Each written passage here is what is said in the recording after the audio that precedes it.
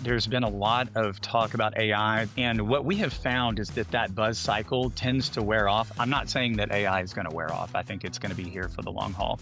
But we've been very cautiously approaching things, especially like AI, because the conversation that I have, with owners all across the nation, they are interested in AI because it's such an intriguing concept. But when you actually talk about ways that you can put it into their scheduling, the moment that you start talking about how it affects caregivers and how it affects clients, they get very cautious, rightfully so. You're listening to Home Care Hindsight, the podcast where we talk with home care leaders about the big mistakes they've made and the even bigger lessons they've learned along the way. I'm David Knack, head of sales here at Zengage, and I've built a career on the idea that we learn a whole lot more from our mistakes than from our successes, which is great because I've made a lot of mistakes. I've gotten to know some of the leaders in this industry who've built amazing businesses and are super well respected. So I thought it'd be fun, instead of asking them about the great things they've accomplished, to have them tell the story of one of the biggest mistakes that they've made and how that mistake changed their thinking and the way they run their business. All right, welcome back to another episode of Home Care Hindsight, brought to you by Zengage, the leading caregiver engagement platform. I am joined this week by Todd Allen, CEO of AxisCare. Todd, welcome to the show. Thank you. Thanks for having me. For people who aren't familiar with you, and you're a pretty visible guy and you've been around the industry for a while, but how would you introduce yourself? Yeah, well, I'm the CEO of AxisCare. I've been running it for almost 12 years now. Got into the industry actually by I experienced home care when my mother was diagnosed with brain cancer, actually about 20 years ago. And I said, this is actually just amazing as far as the service goes. And then fast forward a few years, I was helping people in this industry grow their business through marketing consultancy. And then I had the opportunity to take over AxisCare and run the day to day. So that's the short story. Yeah.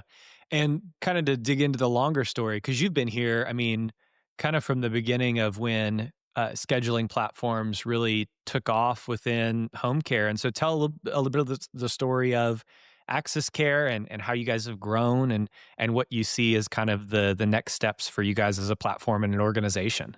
Yeah, sure. Well, I appreciate the question, David. It's been an interesting ride. We were founded in 2011 by agency owners, and we're very proud of that fact. There's a lot of workflow intuition built in to the Sure. software because we were not software folks that got into home care. We Right. were the opposite. And so that's been really helpful as our users have kind of identified like, hey, there's so many different intuitive workflows built in and the design elements are strong. So back in 2011, they actually created the software for themselves. They weren't planning to commercialize it and they just wanted to have some marketing components built into a system because that was the golden age of new players in the market. I think it was us and a few others that came out, the large players just that year in 2012, 2013. And marketing just wasn't, a part of any of those systems. And so they built that in because they wanted to grow their network, their franchisees at that point. In 2013, they said, hey, we actually have a business here. And that's when I came on board and, purchased a stake and took over day-to-day operations. And so from 2013, I think we had 40 customers, Yep. and, it was real meager. And we had one franchise group at that point, a smaller one. And then from there, and we started, with 3 employees in Yeah. 2013. And we just surpassed 150. And that's just been an incredible growth that we've been really blessed with. Yeah, that's really exciting. And what do you see as kind of the next step for operating platforms for scheduling systems within home care to take? There's all kinds of conversations I have all the time with people about, well, what's AI going to do for home care? And there's so many, I think, opportunities. But what do you guys see as some really high leverage opportunities? What's next for Yeah. kind of the scheduling platform? Well, we have actually maintained a pretty contrarian approach to this because there's been a lot of talk about AI. There was a lot of talk about Medicare Advantage when that came out, a lot of talk about, adding leads, for you. And what we have found is that that buzz cycle tends to wear off. I'm not saying that AI is going to wear off. I think it's going to be here for the long haul. But we've been very cautiously approaching things, especially like AI, because the conversation that I have, with owners all across the nation, they are interested in AI because it's such an intriguing concept. But when you actually talk about, ways that you can put it into their scheduling, the moment that you start talking about how it affects caregivers and how it affects clients, they get very cautious, rightfully so. And Yeah, so we are taking that same approach with that market feedback. Now we are personally using AI to just help us sure. to code a little bit more efficiency and or efficiently. And then I have some AI products that I use as well as a lot of our employees. But that is one where we're really cautious. Our model is basically a hub and spoke. So we are a mission critical vertical SaaS, software for home care. And so we're at the center of basically everything they do, at nine hours a day, call it. I Yep. say everything. There's a lot of work that happens outside, but we help them manage and track all the activity going on in their agency. And so from then on, that we would be considered the hub, but there's lots of spokes, like background checks, Yep. caregiver reward systems, and payroll systems and things like that. Our goal is to not reinvent the wheel for those things. We want to be really good at this, and we want to let our partners be really good at the spokes. And so that's what we try to do. We really focus on the hub, and then we bring in an ecosystem of other partners and vendors for the agencies to enjoy. Well, that's good information. We're going to move to something where I ask, "What kind of person are you?" And in order to ask that question, you were telling me a little bit about some of your approach to we'll call it like health 3.0 is a term that I had not, or medicine 3.0, that is something that I'd never been familiar with before, and is kind of a passion project of yours. So talk a little bit about that. Yeah, sure. Well, and then maybe at the end, I could talk a little bit about how I'm hopeful that home care kind of Yeah. adopts some of these. This is a passion of mine, I think personally, and I have investments in it as well. But there's this concept of medicine 1.0, and basically Peter Attia's book. I need to attribute everything to that book. So this is not my idea, but his book called Outlive. I recommend it. It tracks the beginning of health and the beginning of how society went about health. 1.0 was essentially, the worst. It was, witch doctors and shamans and drilling, holes in your head if you had a headache, because we just didn't know, the scientific method. We just didn't know how to handle things. And, amputating legs and arms just way too soon because we couldn't Yep. identify the real problems.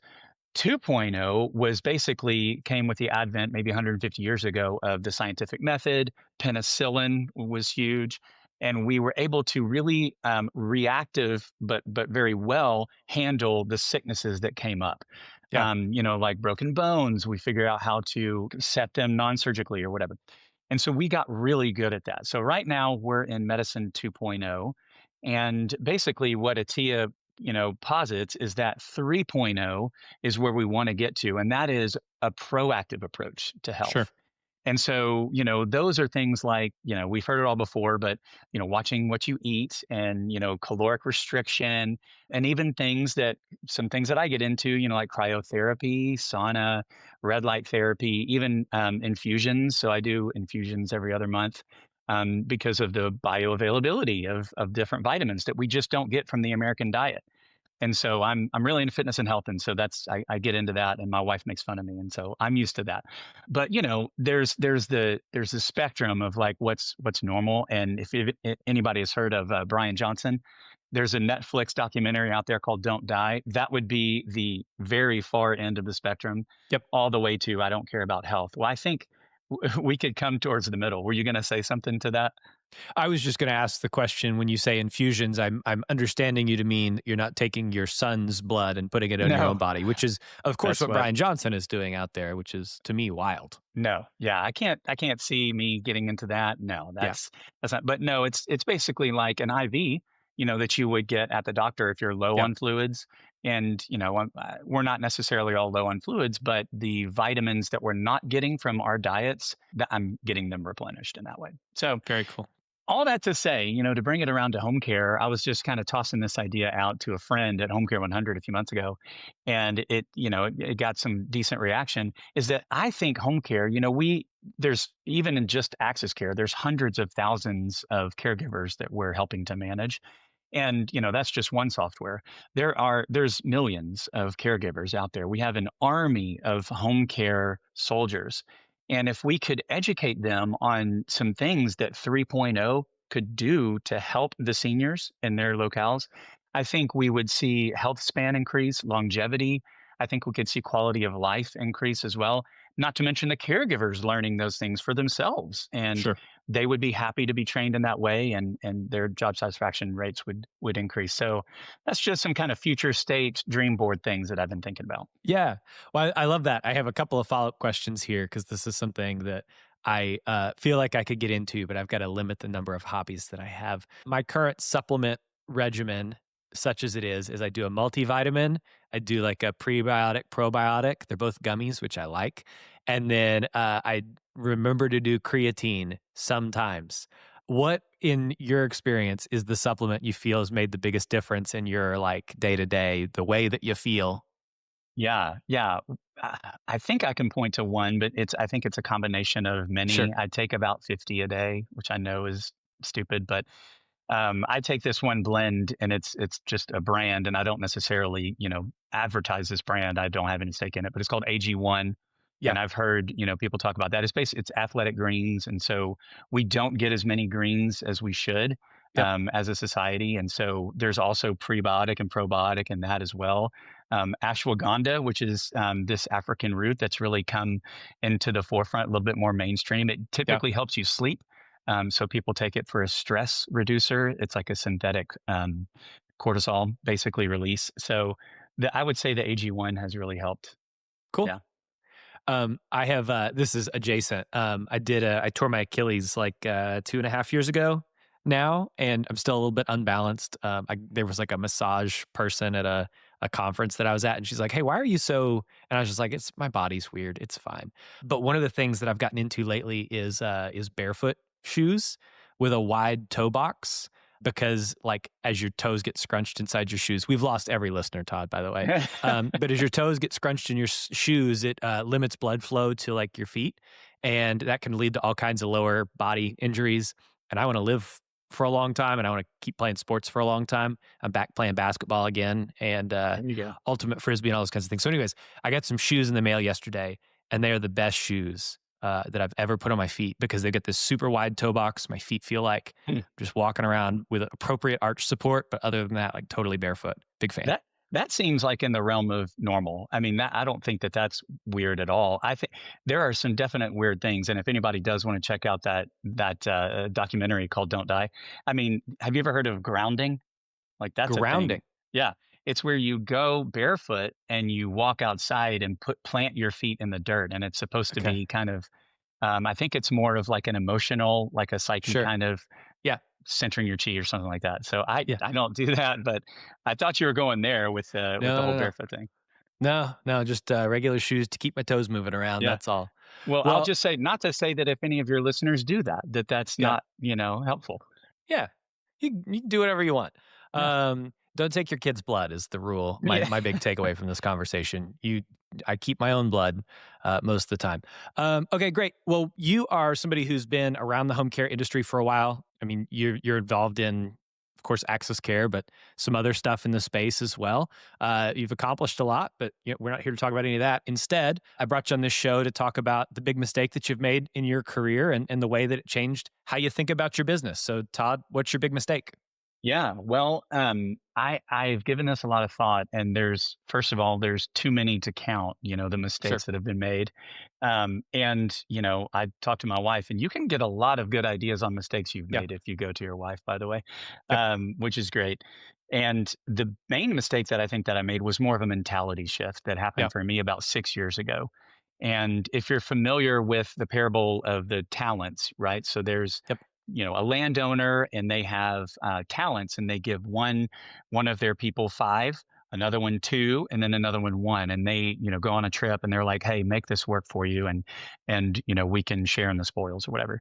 And then if you don't know the story, the five talent person invests it, and he goes out and makes it work, and he doubles it. Same with the two talent. The person with the one talent basically said, I'm scared, I don't want to lose this one talent. and so I'm going to bury it. And so he just buried it in the ground.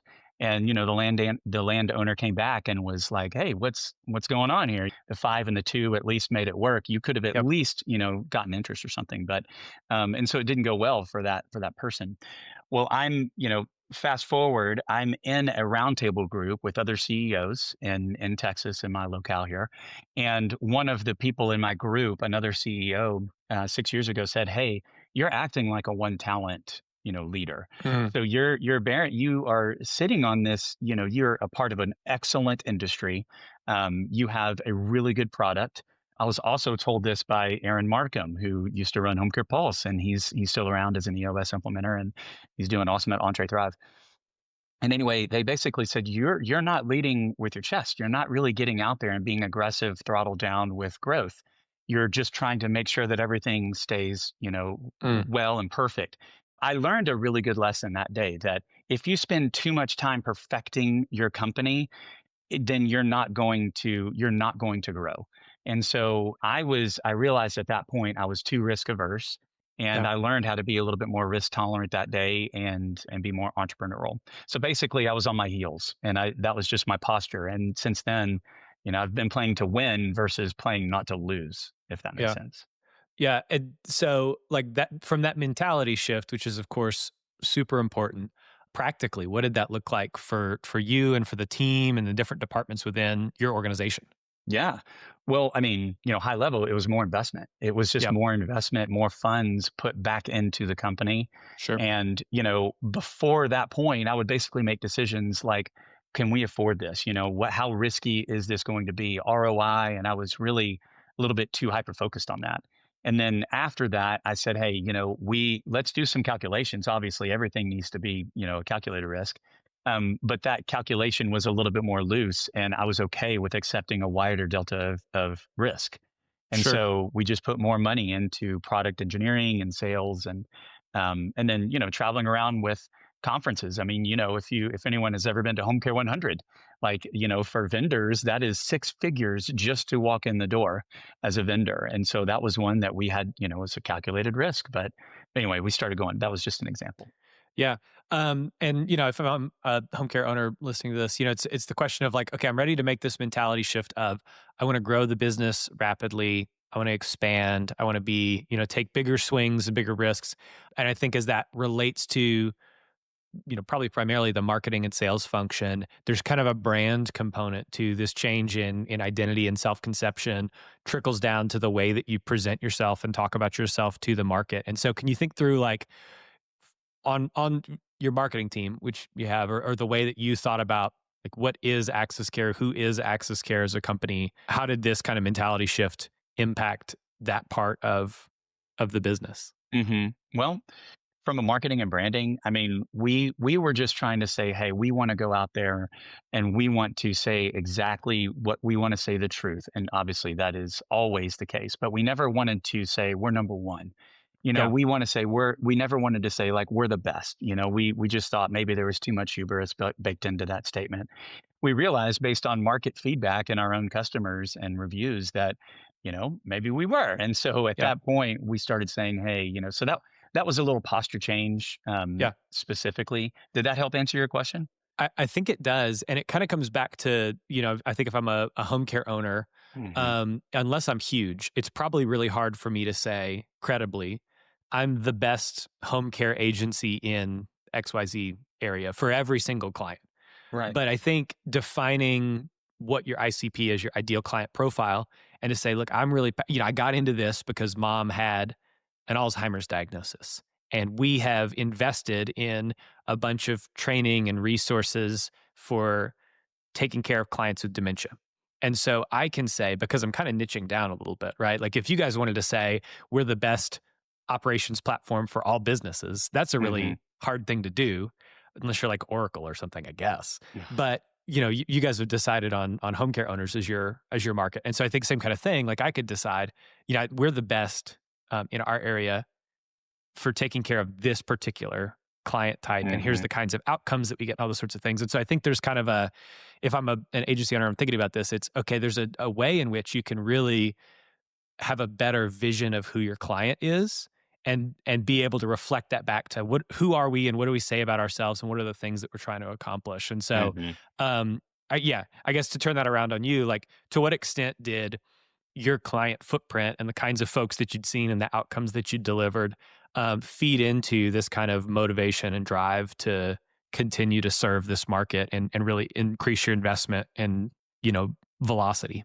Yeah. Well, I mean, we like to listen to the market, and that's what I Yep. would recommend like all home care owners do is if you're listening to the market and, say you've got, just really short hours and, like 1 to 2 hours. A lot of people don't do that, but if your market is just consistently asking for that, I think Yep. it's okay to pivot instead of I have this mission and it needs to be just like this. I Yep. think you have to be able to pivot a little bit. And so a little flexibility baked into the cake is actually wise to think about like, well, if, the market's given us feedback, then why would we, push back on that reverb? Yeah. I think that's really smart. Like there's got to be some like principles and some backbone to the business, or else you're going to give your Sure. people whiplash, but some ability to pivot. I think there's people who would say never take a case that's below 4 hours a day, 5 days a week, or whatever, just to kind of throw an arbitrary number out there. But there are times where people have found a lot of success in delivering, incremental small amounts of care and having that add up to be, a lot of hours that they're doing weekly over time. So I think that's great Hmm. counsel. I would also say to that, like, it's okay to be niche. What we have found is, like you said, we're an operating system, we're mission critical, but just for home care. Yep. And there is some overlap that we could get into, but we're Mhm. not, right? Like, so field service, for instance, this is coming from a software owner, but they're sending technicians out to a home Yep. and they're paying that technician and then they're billing that home for HVAC or washing, dishwasher repair or whatever. So a lot of overlap. We will not get into that Yep. because I think that thins the message out a little bit too much. And so I think for home care owners, I think that's important too. You can find, if you're in a community that has a lot of veterans, then I think you really need to shift into that mode of like, okay, I need to deliver the best value for veterans, and that could be my niche. Not to say we won't service private pay or Medicaid or whatever, but it's okay to really focus in on one. Yeah, to your point, we've had people who own KFC franchises approach us and say, "We're having trouble engaging our employees. Can you help?" And there's a huge opportunity there. But saying yes to everything means you're saying no to stuff, Hmm. because you're not going to be able to execute on any kind of real vision for the company. I was at a previous startup, and if you'd asked my CEO, "Who's this product for?" they would have said, "Well, it's for anybody." It's like, nah, if unless you are Oracle, Google, Apple-sized companies, and they Hmm. still have defined target audiences. I think you're getting too far out on a limb, and you're going to end up selling that off and hurting yourself. I'm mixing some metaphors there. Yeah, I agree. All right, Todd, we talked about a big mistake that you made, but I want to talk next about a little mistake that you see home care owners make all the time. And if they stopped, it'd make their lives or their businesses like 10 times better. Well, we all make little mistakes. Like it's really hard to say like everyone does this. And so when Sure. I share, it's not like everyone is making this mistake, but we do see this one happen a lot. And it is basically trying to do too much, big picture, a high level, like owners trying to do too much. But when they bring in like VA, when they're trying to hit other payer sources, and like Yep. we were talking earlier, help vets, help Medicaid folks and beneficiaries. They try to do it themselves. There's just too many services out there now to try to bring it in house, because when you do, you're adding overhead and you're adding another focus, if you will, in your company. And the errors that we see, it's just the error rate is just really high whenever we see people try to do it themselves. Looking at the back end and being able to see the claims and the submission rates, and we can tell that it's bad. Yeah. I remember my wife is a LCSW by training, has spent a good bit of time doing a large part of her career doing mental health counseling in primary care settings and working with a variety of rural health clinics in West Tennessee, where we used to live. And you would see a huge difference between those folks, different vertical of healthcare, but same kind of challenges of when they would try to do the credentialing process in house versus when they would lean on somebody whose job is Mm. to get people up and running. The time to cash both on the initial setup process, but also on the process of getting those things built. The variability in quality was so unbelievably wide. And what we Hmm. saw time and time again was those businesses that trusted a third party with those third party payers had such a better outcome than the folks who tried to do it in house. Because whoever is doing your billing, unless you're have some serious scale, you do not have somebody whose job is billing. You Yep. have somebody who 2 hours of their day is billing, and it starts to bleed over, and they have to deal with denials and all the kind of frustration of making sure that all their I's are dotted and T's are crossed. And the result is that that person is not effective at that and also didn't feel good about it. Yeah, and for your listeners, I recommend going back and listening to Greg Bean's talk about this on your podcast. When was Yeah, that? Maybe in January or so. I think Uh, that sounds right. yeah, it was a good one. I went back and listened to it, and he does talk. He's our VP of Billing Services at AxisCare, and he just has a wealth of knowledge. And so that's a good one that you guys Yeah, did. I tell people that Greg has forgotten more about third party payers than I'll ever know. And Todd, this is kind of an adjacent conversation, and this episode will publish in, I don't know, probably 4 weeks or so. So it's April 3rd today. There's a lot of kind of, I think, instability, some concerns, some anxieties kind of around the economy in general, but around kind of government spending on these sorts of things in particular. And so I know there's some people who Medicaid and the VA have gotten so much better to work with over the last 5 years or so. They're paying more in a lot of markets. There's places where VA rates are higher than you could expect for even private pay. And so people have invested more. They've shifted some of their business to these kinds of Medicaid waiver programs and whatnot. But now I think there's some anxiety around, what's going to happen next? Will there be Medicaid cuts? Are we going to lose some of Hmm. our clients because people will no longer have access to those benefits? And so, what are your kind of thoughts? And as you look at that landscape, on how should people think about third party payers as a part of their business? I'm typically pretty positive about that, pretty sanguine, if you will. I don't worry about it very much. When the 80/20 rule, when that was being proposed, Sure. maybe 18 months ago now, that got our attention, as Yep. well as a lot of home care owners. And so we've been tracking that, narrative kind of through legislation in DC. Thankfully, it's kind of gotten put on the back burner and it's not really paid attention. I think this new administration might have something to do with that. That being said, Doge coming in and being, rough and tumble, no matter where you stand on that, they're just coming in and cutting a lot from different things. We've Yep. had a couple of people say, hey, I'm a little concerned. I mean, based on I know several doctors, there's been no cuts, to Medicare and Medicaid. I think that our industry is pretty insulated. I honestly do because home care is one of those things that we've been proving to DC and to HCAOA has been a really good voice with this, that this is it's a necessity for seniors. And thankfully, this is a very political statement I'm about to make, but no administration and no campaign wants to upset the senior market because that Sure. is a huge voting block. And I realize that's very political, but it's true. And so I do think that there's kind of some baked in insulation because of that. So I really don't think that this new administration is going to cut Medicaid anytime soon. If they do, they'll give a runway, but still, I mean, they'll work on reimbursement rates because that needs to change in some states for sure. Yeah, I think ones that are top of mind for me. I'm aware Texas has really lagged in No. terms of Hmm. of increasing rates. I think Florida is the same sort of story of there's been a lot of time between when rates have gone up and is not really commensurate with what people are making if they want to go work at Chick-fil-A for $20 an hour. Yeah. Yeah, that's right. And veterans too. I mean, Yeah, that's a really strong, voting block again. I mean, I yeah. just don't think any person that wants to win an office is going to mess with that. Yeah. Yeah. There's a lot of times where playing politics feels short sighted and It's true. harmful and all those sorts of things. But in this case, the fact that we have to play politics to keep the votes in support of seniors is, Yeah. has the downstream impact of helping home care out. Well, I want to transition to, we've talked about a lot of mistakes on this show. Don't take your kid's blood is the third time we say that. I want to hear about something lately that's happened in your business that you're really proud of. Yeah, sure. So, I mean, I would say bringing Greg Bean on was, we're very proud to have a thought leader. We have a few, but Greg is really doing good work. Obviously, he's educated and trained so many agencies on how to get into VA, how to get into Medicaid, but then how to grow their census in those two Yeah. payer sources.